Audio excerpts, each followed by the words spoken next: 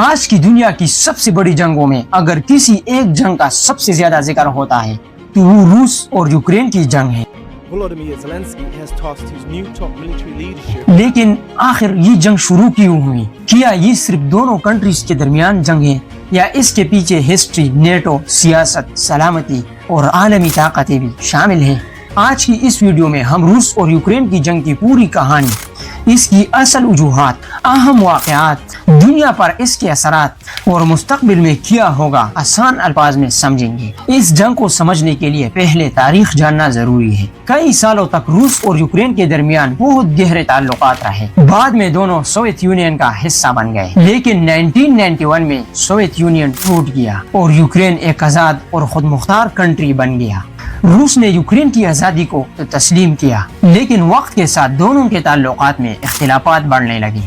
اصل مسئلہ صرف سرحد کا نہیں تھا۔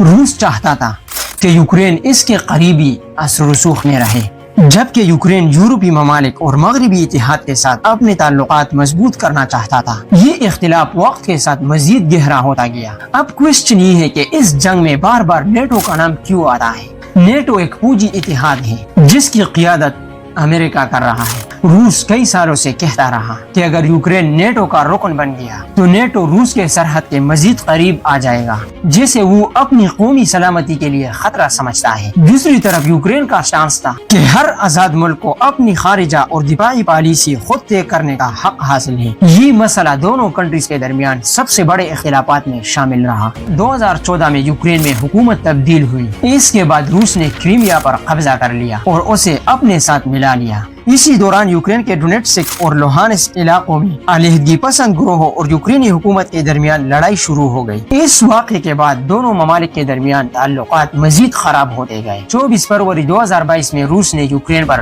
حملہ کر دیا۔ روس نے اس کارروائی کے لیے مختلف وجوہات بیان کیے، جن میں اپنی سلامتی کے لیے خدشات، نیٹو اور مشرقی یوکرین میں روسی زبان بولنے والوں کے تحفظ جیسے دلائل شامل تھے۔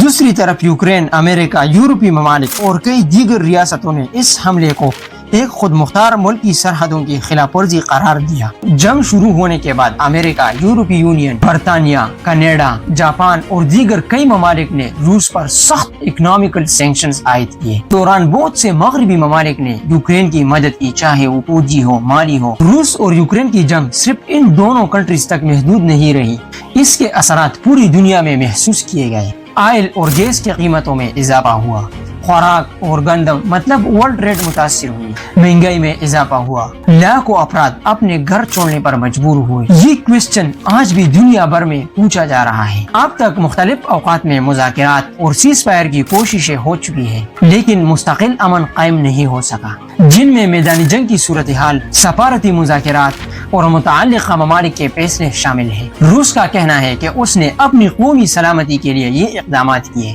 دوسری طرف یوکرین کا کہنا ہے کہ وہ اپنی آزادی، خود مختاری اور سرحدی سالمیت کا دفاع کر رہا ہے۔ اسی وجہ سے دونوں ممالک اپنے اپنے سٹانس پر قائم ہیں، جس سے تنازع کا حل مزید پیچیدہ ہو جاتا ہے۔ تو دوستو، یوکرین جنگ صرف دو کنٹریز کا نہیں بلکہ ہسٹری، جیوگرافی، سلامتی، نیٹو، عالمی سیاست اور بین الاقوامی تعلقات سے جڑا ایک پیچیدہ معاملہ ہے۔ اس جنگ کے اثرات صرف یورپ تک محدود نہیں بلکہ پوری دنیا پر پڑ رہے ہیں۔ آپ کی رائے میں کیا یہ جنگ جلد ختم ہو جائے گی یا آنے والے سالوں تک بھی جاری رہے گی؟ اپنی رائے کمنٹ میں ضرور لکھیں۔ تھینکس۔